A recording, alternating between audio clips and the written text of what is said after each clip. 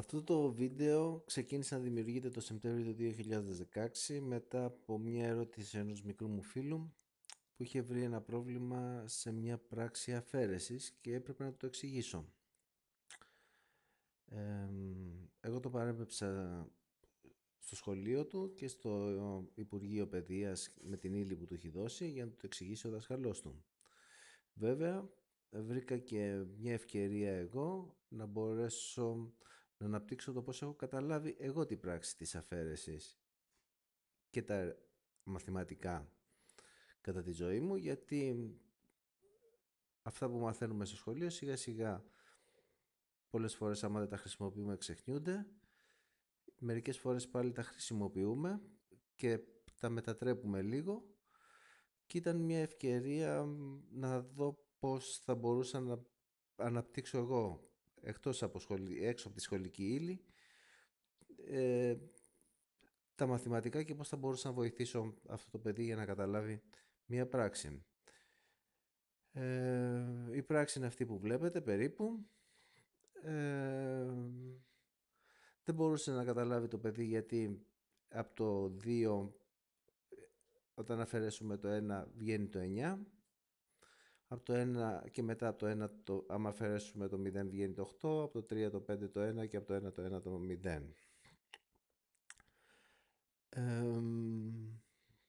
Θα περάσω στην επόμενη διαφάνεια να κάνω μια γενική εισαγωγή στα μαθηματικά.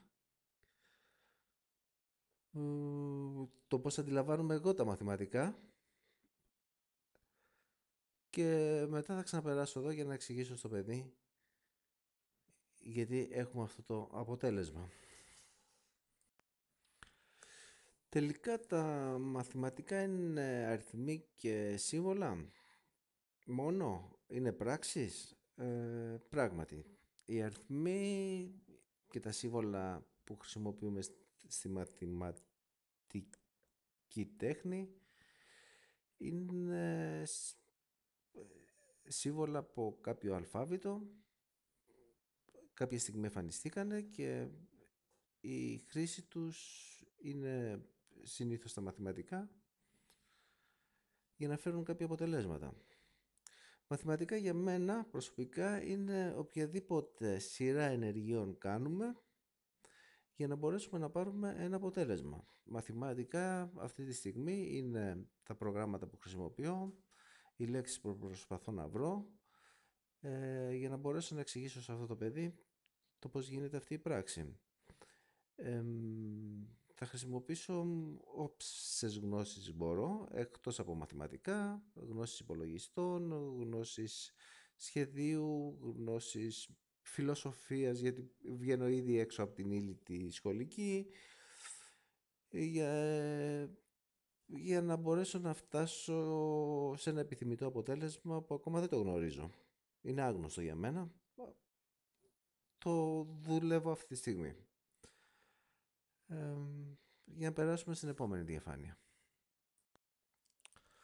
Υπάρχουν διάφορα συστήματα αρρύθμισης. Μπορείτε να κάνετε μια αναζήτηση με τη λέξη συστήματα αρρύθμισης. Μερικά συστήματα αρρύθμισης είναι στο 16-εδικό σύστημα αρρύθμισης που έχει τους αριθμούς από το 0 ως το 9 μαζί με τα γράμματα από το α το αγγλικό ως το F, τα κεφαλαία. Το 8-εδικό σύστημα αρρύθμισης που έχει από το 0 ως το 7. Το διαδικό σύστημα αρρύθμισης από το 0 και το 1 και το δεκαδικό σύστημα αρρύθμισης από τους αριθμούς από το 0 έως το 9. Εμείς θα συνεχίσουμε με το δεκαδικό σύστημα αρρύθμισης και θα προσπαθήσω να αναπτύξω αυτό το σύστημα για να μπορέσουμε να πάρουμε το επιθυμητό αποτέλεσμα.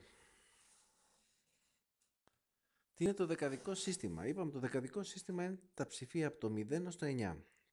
Για να γίνω λίγο πιο κατανοητός, αν και θα μπερδέψει λίγο, θα χρησιμοποιήσω το κάθε αριθμό σαν ένα σύνολο. Δεξιά βλέπουμε τους αριθμούς από το 0 ως το 9 με διαφορετικά χρώματα το κάθε αριθμό και αριστερά βλέπουμε πάλι 10 σύνολα που έχουν το ίδιο χρώμα και πάνω τον αριθμό 1. Τι σημαίνει αυτό? Να εξηγήσω τι ονομάζω σύνολο. Πήρα δύο ψηφία, από τα σύνολα που είχαμε στην προηγούμενη διαφάνεια, πήρα δύο σύνολα, δύο κίτρινα με τον αριθμό 1, τα έβαλα μαζί και μας έκανε ένα σύνολο που είναι το σύνολο 2, που βλέπουμε από πίσω ψηλά. Μετά πήρα τρία σύνολα του 1, τα έβαλα όλα μαζί και μας έκανε ένα σύνολο το 3. Το ίδιο έγινε και με τα 5 σύνολα που μου είχαν περισσέψει και έφτιαξα ένα σύνολο το 5. Δηλαδή το 2 αποτελείται από δύο σύνολα του 1, το 3 από δύο σύνολα, από 3 σύνολα του, το 3 από 3 σύνολα του 1 και το 5 από 5 σύνολα του 1. Το σύνολο 5 τώρα σε αυτή τη διαφάνεια το πήρα με δύο σύνολα αντί για με 5 σύνολα του 1. Το πήρα με ένα σύνολο του 2 και με ένα σύνολο του 3. Δηλαδή τι σημαίνει αυτό? Ότι κάθε σύνολο έχει πολλά υποσύνολα. Στο δεκαδικό σύστημα υπάρχει ένα σύνολο το οποίο δεν έχει πληροφορία, είναι το 0, είναι το κενό. Θα μιλήσουμε αργότερα γι' αυτό. Τώρα το πρώτο που θα κάνω είναι να ζητήσω στον μικρό μου μαθητή να μου δείξει λίγο κατανόηση, γιατί δεν είμαι λέκτορας και να μην ζαλιστεί με αυτό που θα του πω. Το πράσινο που βλέπει είναι ένα μεγάλο σύνολο, είναι το δεκαδικό σύνολο. Έχει μέσα από το 0 έως το 9. Το 0 είναι η αρχή του δεκαδικού σύνολου, το κενό, και το 9 είναι το τέλος του δεκαδικού σύνολου. Από το 0 έως το 9 υπάρχουν 10 σύνολα που είναι τα 10 ψηφία. Τι θα γίνει τώρα αν πάμε από το 0 να αφαιρέσουμε, από το 9 να αφαιρέσουμε το 0, δηλαδή αριθμητής το 9 και παρονομαστής το 0. 0 πλην 9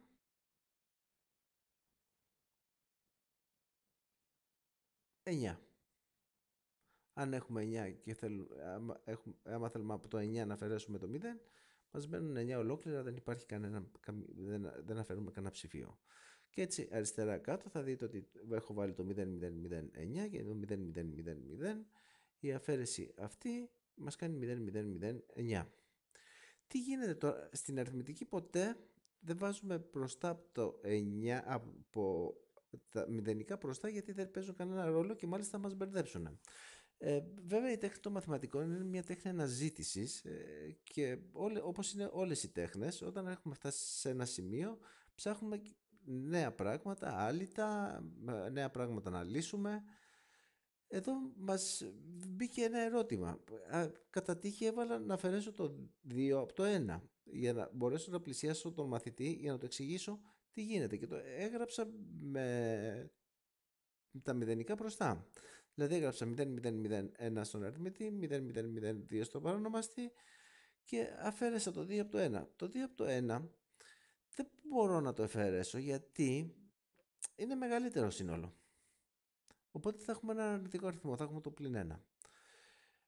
Οπότε για να μπορέσω να το αφαιρέσω πρέπει να του προσθέσω ένα μεγάλο σύνολο, πρέπει να του προσθέσω το πράσινο σύνολο. Δηλαδή όλο τον αριθμό, το δεκαδικό σύστημα πλην ένα αριθμό, το 0. Τι είπαμε? Το 0 πλην 9 κάνει 9. Δηλαδή πρέπει να του προσθέσω 9 ψηφία. Δηλαδή 2 συν 9 ψηφία που είναι το δεκαδικό σύστημα είναι ο αριθμός 11. Που το βλέπουμε πάνω. Δηλαδή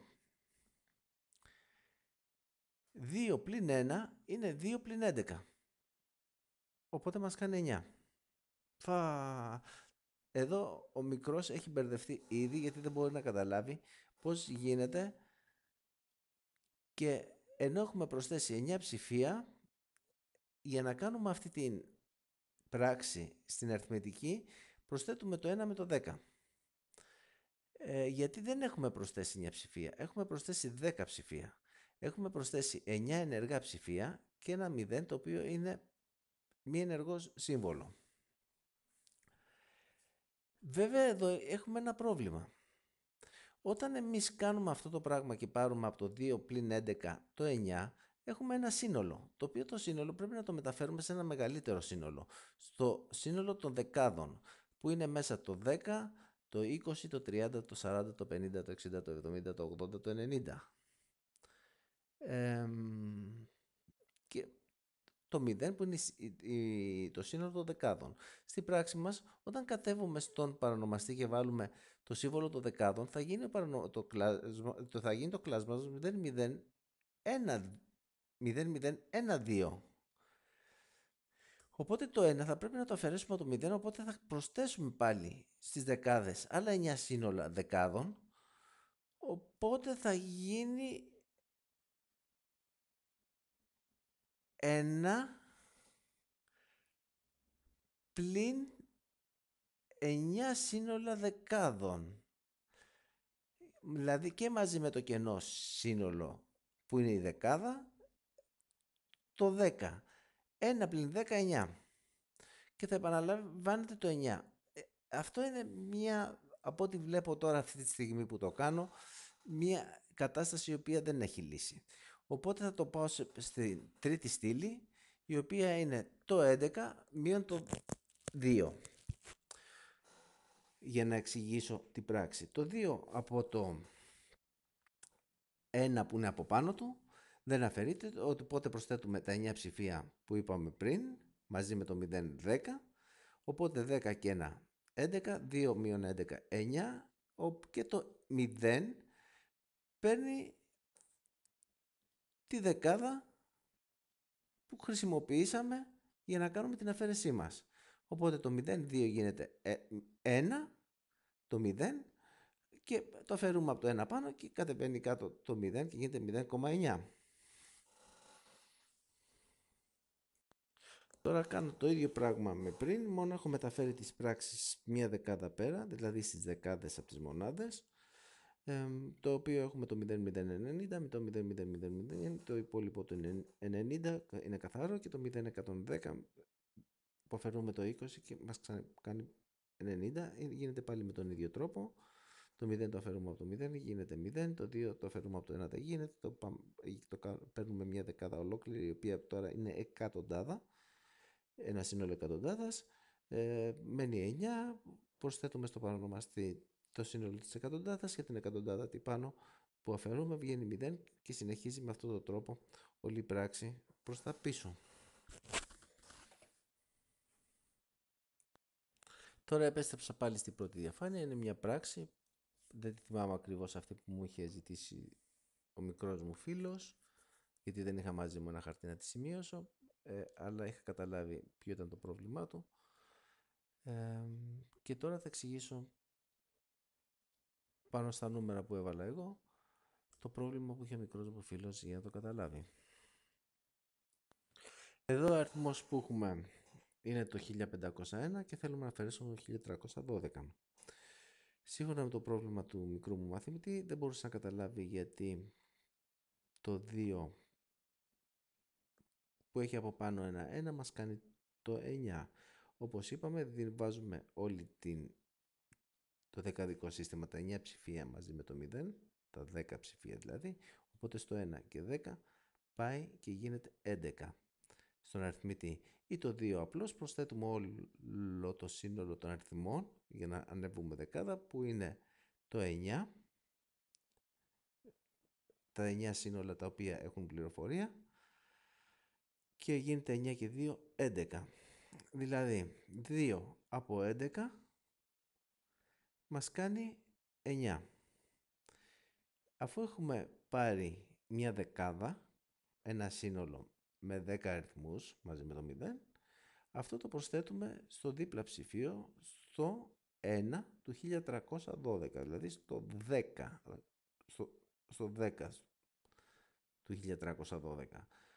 Οπότε το 1312 γίνεται 1322. Τώρα, αφού έχουμε τις μονάδες τις έχουμε βρει και έχουμε βρει το 9 από κάτω, μας μένει το 1322, δηλαδή το 2, το 20, το αφαιρέσουμε από το 0. Από το 0 δεν γίνεται να αφαιρέσουμε, οπότε το αφαιρούμε από το 10. Το 2 από το 10 μας κάνει 8 και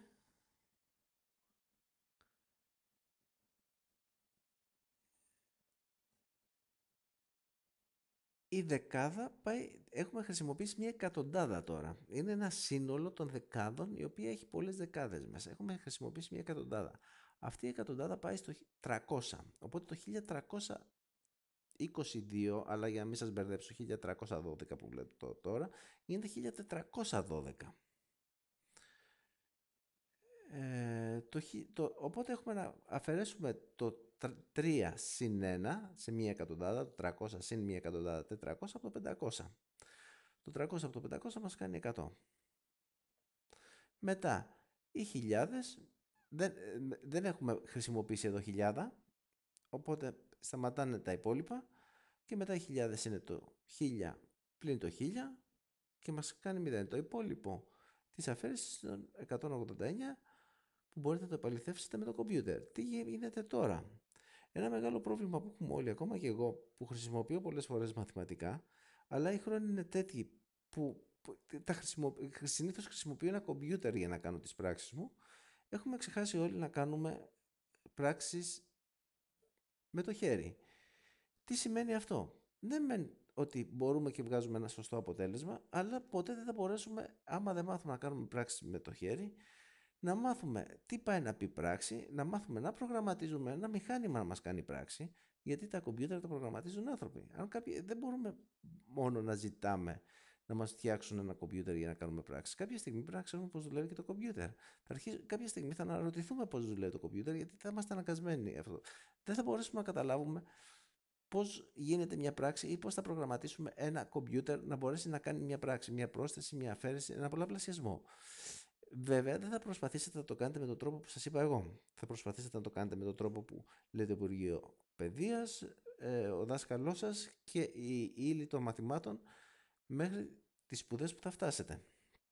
Εδώ τελειώνει η προσπάθειά μου να καταλάβει ο μικρός μου φίλος γιατί γίνεται αυτό το πράγμα στην αφαίρεση. Χάρηκα πάρα πολύ και ελπίζω να μπόρεσα να τον βοηθήσω. Καλό σας βράδυ.